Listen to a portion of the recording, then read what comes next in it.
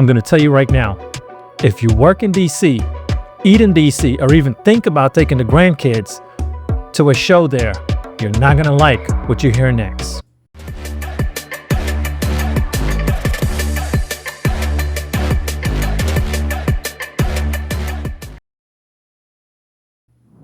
Our nation's capital is being run like a daycare for criminals, and the rest of us, we're just paying the price. Well, as the district waits to see the impact of the president's takeover of local police, tonight, a group of D.C. residents is taking their frustrations straight to the vice president's front door.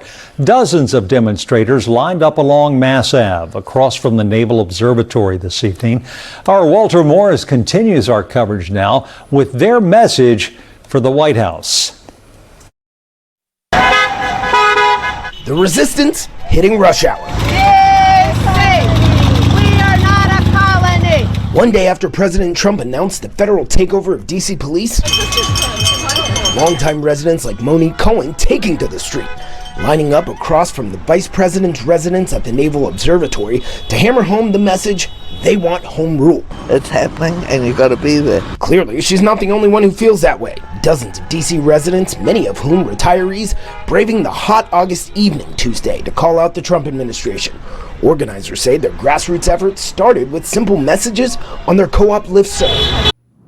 They're waving signs, swapping stamps, but while they fight in peace, the streets are falling apart. One day after President Trump and United States Attorney for D.C. Jeanine Pirro called out D.C. youth, some of the district's youngest residents are reacting to comments like this.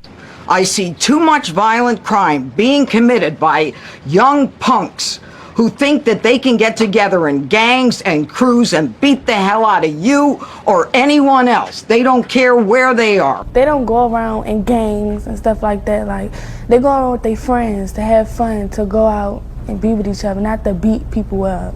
And just a messy situation because I feel like they're viewing it as young black kids. They just want to go out and they want to cause havoc and do anything they want. We sat down with Christopher, Tristan, Lamont, and Blessin, all DC high schoolers and a part of the Community Action Group, where they provide presentations about drug prevention to their peers. They shared their thoughts about an increase in police officers, federal agents, and National Guard troops on DC streets. Just like a way to make people feel like they're always being watched and always being observed. And I feel like with the police business, sometimes that could be like helpful because that do like make the youth a little bit more on edge with what they do. When I see police, I think something bad happened. And sometimes when kids go out and then with the whole curfew thing, they just shut everything down. Earlier this summer, DC's City Council passed legislation to enact a juvenile curfew after incidents involving large crowds of young people near the Wharf, Navy Yard, and other parts of the city. Entire neighborhoods are now under emergency curfews. Just this past weekend, gunfire went through, and you saw that the Navy Yard. I saw it this morning. They saw that they fought back against law. See, they fight back until you knock the hell out of them. I mean, it's wrong on both sides. Kids sometimes do a little too much. They go overboard, but at the end of the day, we all just kids. Attorney Pirro brought up some of DC's laws and the limited powers she says she has to address repeat young offenders. Some of the young people we spoke with say they do believe that is an issue that needs to be addressed. The laws are weak.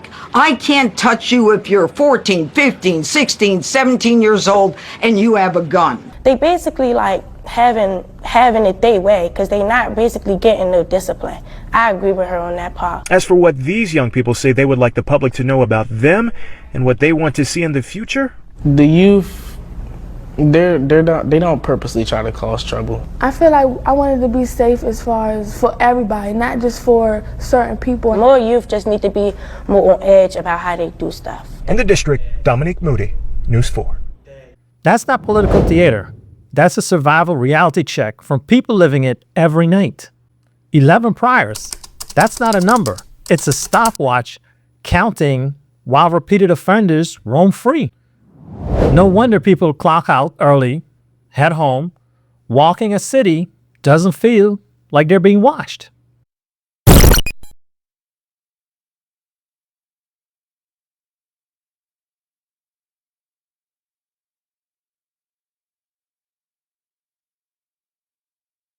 That's not a suggestion. That's a lockdown on entire neighborhood. One side on Mass Avenue, they're pushing postcards. The other side, teens are navigating curfews, cops, and dangerous nightly activities. And people are paying the price. This isn't a city problem. It's a safety crisis. And if you're still watching from the sidelines, you're choosing to stay blind. Remember, stay informed and engage. Until the next one, be safe.